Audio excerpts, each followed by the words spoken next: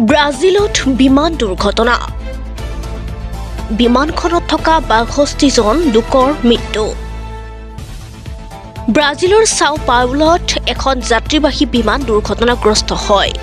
বিমানখনত ৫৮ জন যাত্ৰীসহ মুঠ ৬২ জন লোক আছিল বিমানখন যি অঞ্চলত দুৰ্ঘটনাগ্ৰস্ত হৈছিল সেই অঞ্চলটো জনবসতিপূৰ্ণ অঞ্চল আছিল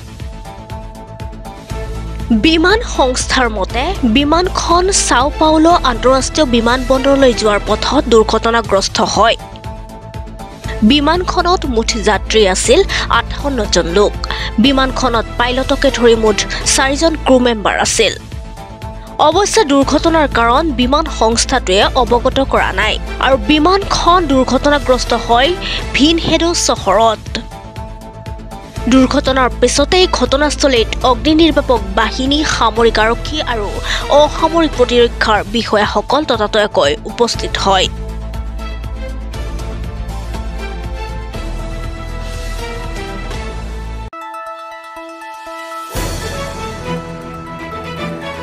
দ্য নিউজলেণ্ডছ অবিৰত তথ্যানুসন্ধান আপোনাৰ সেৱাত খবৰ সন্ধান দ্য নিউজলেণ্ড